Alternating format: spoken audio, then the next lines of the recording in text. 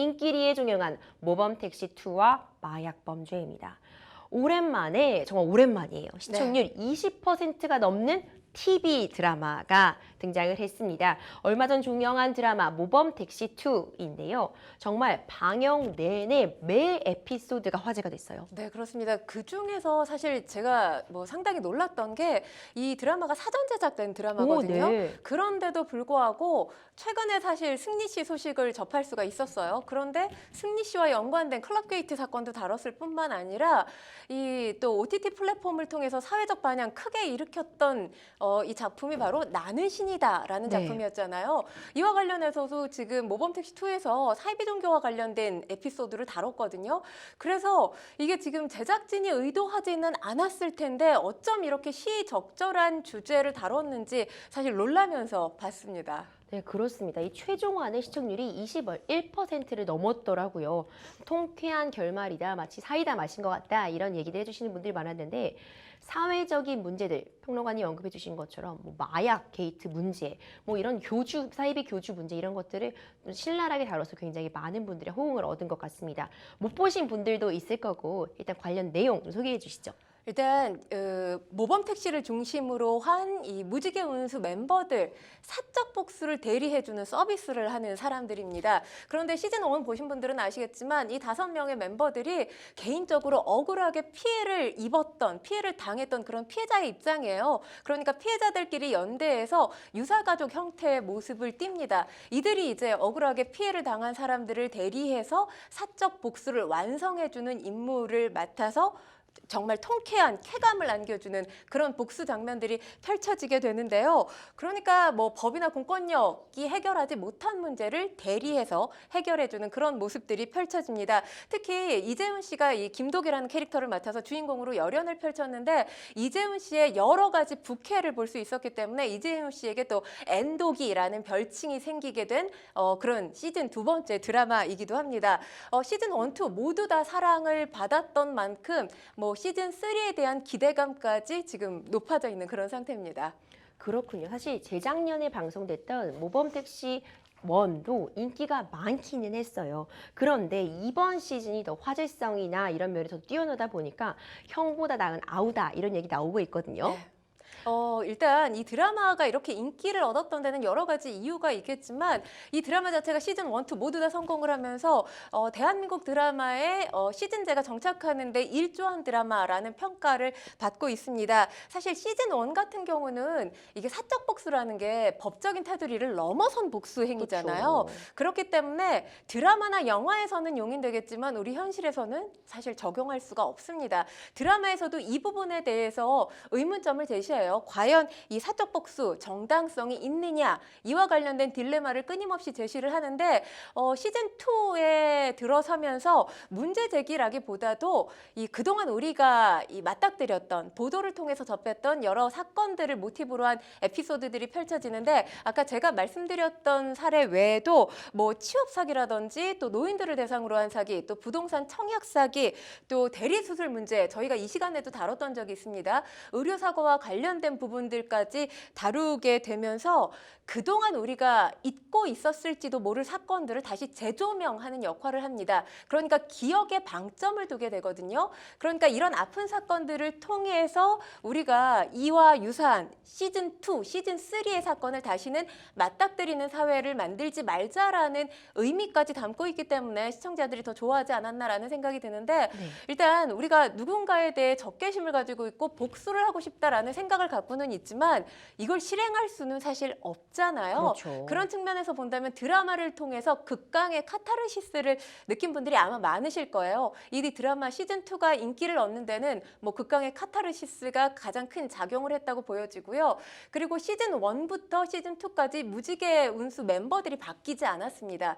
그건 다시 말하면 그만큼 이 5명이 뿜어져내는 케미가 탄탄하게 구축됐다라고 말씀을 드릴 수가 있는 거예요. 그래서 일단 이들의 연기, 믿고 보는 연기를 펼쳤기 때문에 시청자들이 계속해서 이 채널 고정하면서 볼 수 있지 않았나라는 생각이 들고요. 그리고 이 SBS 금토 드라마의 주인공으로 출연을 했었던 남궁민 씨, 또 김소연 씨, 문채원 씨가 특별 출연을 했습니다. 임팩트 있는 모습, 이 특별 출연에 그 어떤 시간적인 비율로 따지면 시간을 그렇게 많이 할애한 장면들이 나오지는 않았습니다. 하지만 특별 출연답게 임팩트 있는 장면을 연출해내면서 또 시청자들에게 높은 평가를 받았는데 일단 이 드라마, 이 K-팝물의 어떤 완성도를 높여줬다라고 볼 수 있습니다. 이 K-팝물이 어떤 거냐면 이 범죄 친밀한 준비, 실행 과정에 방점을 담고 있는 범죄물을 K-팝물이라고 하거든요. 근데 이 드라마 같은 경우는 사실 범죄 실행 과정에 초점을 맞췄다기보다 범죄로 인해서 피해를 본 피해자들 복수를 하기 위한 부분에 이제 포커스를 맞췄다라고 볼 수 있죠. 그렇기 때문에 이 K-팝물의 새로운 장을 열었다라는 평가까지 내릴 수 있겠습니다. 그렇군요. 이 해외에서도 인기가 상당하다고 하더라고요. K 콘텐츠의 위력 다시 한번 뽐내고 있는 것 같은데 시즌 3에 대한 열망이 이제 이어지고 있습니다. 그러니까 참 제가 이 드라마를 보면서 우리 사회에서 이 사건 사고가 끊임없이 반복되고 있잖아요. 그리고 새로운 사건 사고의 유형들도 끊임없이 등장하고 있는 상황이기 때문에 모범 택시는 계속될 수밖에 없다는 생각을 가졌는데 뭐 시즌2가 시즌1보다 인기를 끌었기 때문에 시즌3 확정됐다는 발표가 초고속으로 나왔습니다. 시청자들 기대감을 그대로 반영해준 뭐 결과라고 볼 수 있는데 사실 무지개 운수 5명의 멤버들 특히 주인공을 맡았던 이재훈 씨 역시 시즌3에 대한 기대감이 있었는데 그 기대감이 이제 실현될 날이 머지 않았다라는 생각이 드는데 물론 아직까지 지금 시즌3 확정이 되기는 했지만 언제 방송이 될지는 알 수 없습니다. 왜냐하면 제작진들 간에 뭐 사전 조율하는 과정도 필요하고요. 또 배우들 간의 일정 조절하는 또 이 과정이 필요하기 때문에 아직까지 정확하게 시즌3가 언제 방영될지는 알 수 없지만 지금 시즌1 같은 경우 2021년에 방영이 됐거든요. 그로부터 2년 후인 올해 시즌2가 이제 방송이 됐던 거고요. 그렇기 때문에 뭐 1, 2년 정도의 제작 단계를 거치게 되면 시즌3가 방송되지 않을까 조심스럽게 예상을 해봅니다. 이 모범 택시2는 앞서 말씀 주신 것처럼 매 에피소드 정말 다양한 사회적으로 문제가 되는 사건들을 정면으로 다뤘습니다.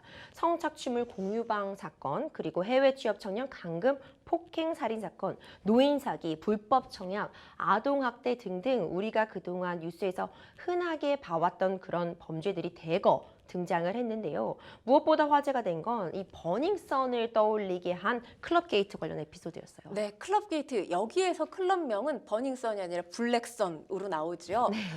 버닝썬에서 맞닥뜨렸던 사건이 그대로 드라마에 옮겨졌다라고 보시면 됩니다. 보신 분들은 아시겠지만 아이돌 빅터가 등장을 하거든요. 이 아이돌 빅터는 누가 떠오르시겠습니까? 바로 아이돌 멤버였던 승리 씨를 연상할 수 있는 그런 캐릭터였는데 이재훈 씨, 그러니까 김도기라는 캐릭터가 블랙썬의 가드로 이 위장 취업을 해서 이 블랙썬 내부에 있었던 여러 가지 문제점들, 그러니까 범법 행위들을 파헤치는데 힘을 보태는데요. 사실 이 버닝썬 사건에서도 알 수 있다시피 이번 드라마 이 블랙썬 클럽에서도 마약 폭행, 또 성범죄, 경찰 유착 의혹까지 다루게 됩니다.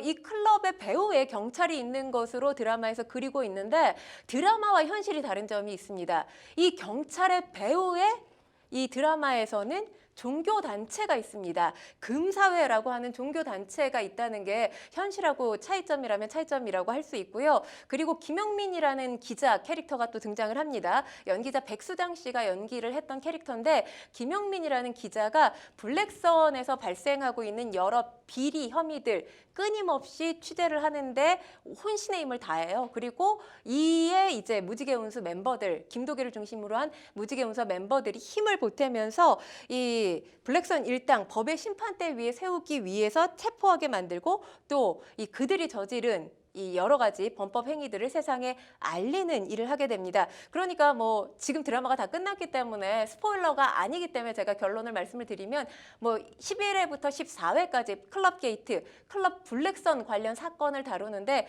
여기서도 역시 김도기가 엄청난 활약을 벌이면서 이 블랙썬에서 발생하고 있었던 여러 가지 문제점들 해결하면서 이 블랙썬 일당을 일망타진하게 되는 내용을 그리고 있습니다. 실제로 평론가님 말씀 들어보니 버닝썬 게이트 떠올리게 하는 것 같아요. 이 버닝썬 게이트 정말 많은 분들이 굉장히 놀라게 됐고 충격으로 몰아넣었던 그런 사건인데 어떤 사건인지 평론가님 한번 다시 짚어주세요. 사실 애초에는 버닝썬 사건이었어요. 그런데 여기에 여러 가지 범죄 유형들이 다 한데 뒤섞이게 되면서 버닝썬 게이트로 확대됩니다. 그렇죠. 그런데 여기에 연예인 전 빅뱅 멤버였던 승리 씨가 연루되면서 일명 승리 게이트라고도 불렸습니다. 이 버닝썬 게이트가 어떻게 촉발됐냐 하면 처음에 이 김모 씨라는 일반인이 클럽 가드들로부터 폭행을 당하게 됩니다. 그러니까 이 김모 씨가 피해자인데 경찰로부터 가해자 취급을 받게 되면서 국민적인 공분이 일게 됩니다. 그러니까 이 사건을 다룬 경찰이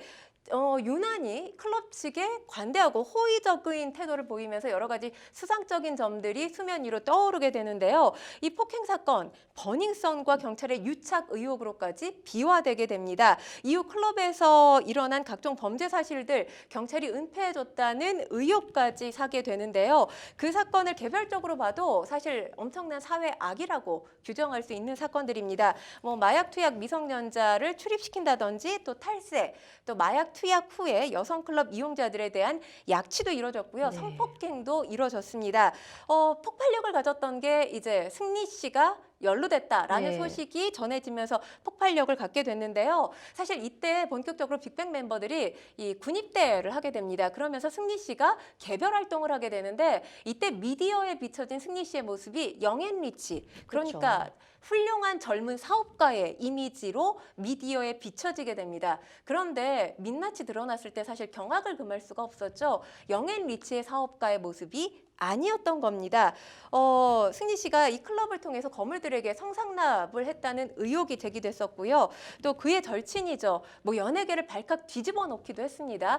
이 그의 절친이었던 정준현 씨가 불법 동영상을 공유한 사건. 이 하나의 단톡방에 남자 연예인들이 대거 있었는데 그 가운데서 이제 불법 동영상이 공유됐던 사건까지 세상에 알려지게 됐습니다. 성매매 알선 혐의로 승리 씨 그리고 불법 촬영물 유포자인 정준영 씨 뿐만 아니라 불법 촬영물 공유자이자 음주운전을 저지르고 이걸 또 경찰에 청탁한 의혹까지 드러나게 된 FT 아일랜드의 멤버죠. 최종훈 씨, 연예계에서 모습을 감추게 된 직접적인 사건이라고 볼 수 있습니다. 그렇습니다. 이 상습 도박, 성매매, 알선 등의 혐의로 복역을 했던 승리 씨 지난 2월 출소를 했죠. 네, 그렇습니다. 지난해 5월 대법원으로부터 징역 1년 6개월 유죄 판결, 확정 판결을 받고 만기 출소를 지난 2월에 한 건데요. 2015년 12월부터 이듬해 1월까지 아까 제가 성매매 알선을 했다라는 말씀을 드렸어요. 클럽과 금융투자업 투자 유치를 위해서 대만, 홍콩, 또 일본 등의 투자자를 대상으로 해서 여러 차례 성매매를 알선하고 본인도 성매수한 혐의를 받았습니다. 또 강남의 주점인 이 한 브랜드 사용료 등의 명목으로 클럽 버닝썬 자금 5억 2,800만 원을 횡령하고 직원들의 변호사비 명목으로 유리홀딩스 회사 돈 2천만 원을 빼돌린 혐의도 있습니다. 승리에게 당시 적용된 혐의 9개였는데요. 법원 1, 2, 3심 모두 이 9개 혐의에 대해서 유죄 판결을 내렸습니다. 그렇군요. 이 버닝썬 사태 크게 이슈가 됐지만요. 이후로 마약류 범죄는 평론가님 더 늘고 있는 추세인 것 같아요. 특히 클럽 같은 유흥업소 중심으로 마약 관련 범죄 좀 끊이질 않고 있죠. 네, 그렇습니다. 국수본에서 지난해 8월부터 12월까지 5개월 동안 마약류 범죄를 특별 단속했는데요. 클럽을 중심으로 한 이 마약류 범죄 지금 변호사님께서 말씀해 주셨다시피 끊이지 않고 있는 상황이고요. 2019년 사실 버닝썬 사건이 일파만파 커졌던 그런 해요로 기억을 하고 있는데 그럼에도 불구하고 그 이후에 클럽을 중심으로 한 이 마약 사건들 더욱더 늘어나고 있는 추세입니다. 지금 여러 가지 범죄 유형들 제가 말씀을 드리면 지난해 10월 경남에서 국제우편 등을 통해서 케타민 등 마약류를 초콜릿으로 위장해서 밀반입한 뒤에 외국인 전용 클럽에서 판매, 투약한 외국인 40명이 적발됐던 사건도 있었고요. 그리고 부산에서도 최근에 외국인 전용 클럽에서 마약류를 유통, 또 투약한 외국인 클럽 업주 등 74명이 무더기로 검거되는 사건도 있었습니다. 또 지난해 10월이죠. 이 경기 김포에서 부부가 창고를 임대해서 파티룸을 창고였는데 파티룸으로 개조를 한 겁니다. 그래서 그곳에서 대마를 재배, 판매, 투약하다가 구속되는 일도 있었는데 지금 최근에 또 이게 클럽을 벗어나서 클럽이 워낙 이 단속이 빈번하게 이루어지는 그런 장소다 보니까 많은 젊은이들이 클럽을 벗어나서 파티룸을 대신 빌려서 파티룸에서 파티를 하면서 이 마약을 투약하는 사례들도 늘어나고 있다는 보도가 이어지고 있습니다. 네. 온라인을 통한 비대면 거래 계속해서 증가하고 있는 상황이고요. 또 놀라운 것은 요즘 10대도 마약에 이 손대기가 쉬워진 상황이잖아요. 그런데 중요한 게 마약 투약뿐만 아니라 마약 유통까지 가담하고 있는 10대도 증가하고 있는 추세입니다. 정말 우려스러운 부분인 것 같아요. 이제 마약의 중독성도 높고 재범의 우려가 크다 보니까 이 아이들이 마약에 노출됐다는 거 정말 간과할 수 없는 부분인 것 같거든요. 또 실제 마약 중독자들 얘기를 들어보면 유흥업소에서 처음 접하는 경우도 많고 이 유흥업소에서 마약을 하는 사람을 보는 건 예사다 이런 얘기가 들리더라고요. 그러니까 사실 마약을 접하는 경로가 다양한데 진통제인 줄 알고 주변에서 권유해서 맞다가 마약에 늪에 빠진 사람들도 있고요. 또 클럽에 가서 마약에 접하는 경우도 굉장히 흔한 사례라고 합니다. 중요한 건 뭐 이 클럽 이용자 가운데서 어떤 한 사람이 인터뷰에 응한 내용을 보면 클럽 이용자 100명 중에 한 8, 90명은 마약을 할 거다.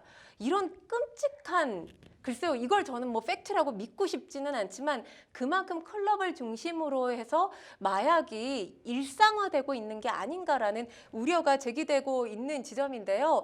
사실 이 한 취재진이 텔레그램, 이 마약 판매가 이루어지고 있는 텔레그램에 잠입을 했는데 중요한 게 여기서 마약이 필요하다고 하면 2시간 이내에 마약을 구입할 수가 있다고 합니다. 그러니까 마약을 구입하기가 상당히 쉬워진 상황이 된 거예요. 중요한 건 사실 이렇게 마약, 뭐 중독이 굉장히 큰 위험 요소로 꼽히고 있는 그런 범죄 유형이잖아요. 그런데 지금 이 마약 사범과 관련해서 치료를 전담하고 있는 병원이 우리나라에 21곳입니다. 그러니까 보건복지부가 지정한 병원이 21곳이에요. 그런데 이 가운데서 제대로 작동을 하고 있는 곳은 인천과 경남에 단 2곳밖에 없습니다. 그러니까 치료를 받아서 이 마약 사슬을 끊겠다라고 의지를 다진다고 하더라도 거리상 멀다 보면 또 치료에 소홀해지는 경우가 발생을 하거든요.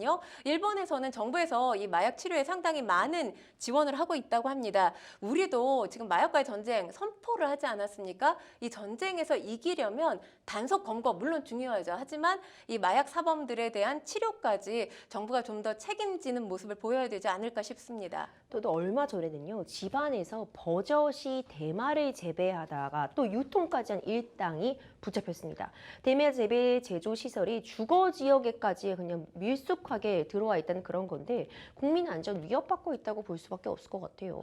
네, 그렇습니다. 정말 우려가 되고 있는 지점이라고 볼 수 있는데요. 이 검찰에 따르면 권모 씨와 박모 씨 20대입니다.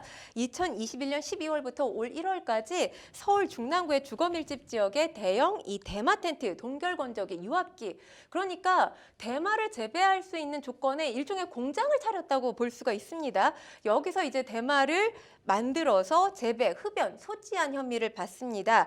그리고 이들 환각 성분이 일반 대마보다 서너 배가량이나 높은 이 액상 대마도 제조를 했는데요. 텔레그램 채널을 통해서 판매 광고까지 한 것으로 알려졌습니다. 그리고 이 단속 우려가 당연히 있었겠죠. 그렇기 때문에 제조시설 주변에 외부 감시용 CCTV까지 설치하는 치밀함까지 보였습니다.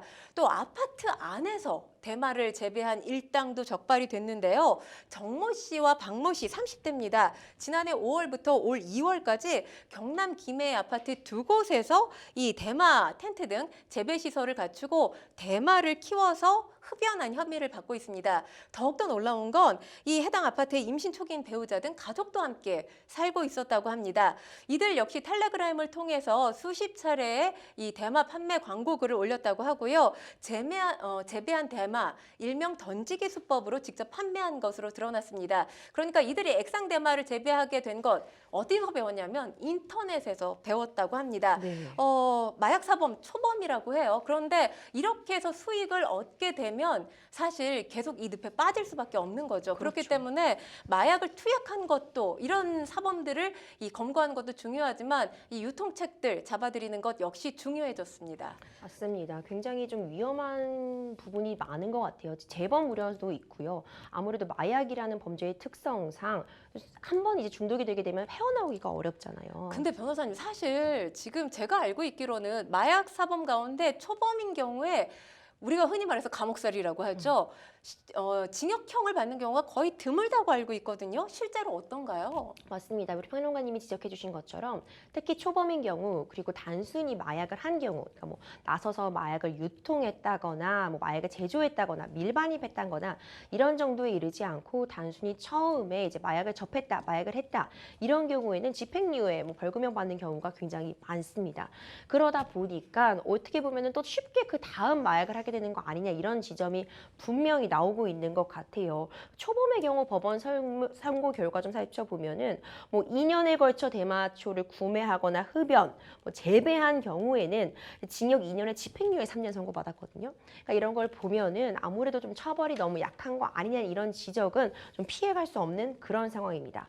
또 얼마 전 마약과 관련해서 굉장히 충격적인 사건이 있었어요. 이 서울의 한 강남 학원가에서 일명 마약 음료 사건이 발생을 했습니다. 학생을 대상으로 어떻게 왜 이런 짓을 했냐 정말 그런 생각이 드는데 마약 범죄가 정말 급속도로 확산이 되면서 보이스피싱, 성범죄 등 다른 범죄들이랑 뭔가 결합되는 형태로까지 진화하고 있는 것 같아요. 사실 마약 범죄가 성범죄랑 결합한 사례는 과거에서부터 쭉 있어 왔어요. 그런데 이번 이 대치동 학원가를 중심으로 한 마약 음료 사건은 사실 경악스러운 그런 사건이죠. 그러니까 불특정 다수를 대상으로 해서 나도 모르는 사이에 내가 마약과 연관돼 있는 사람이 될 수도 있다는 겁니다.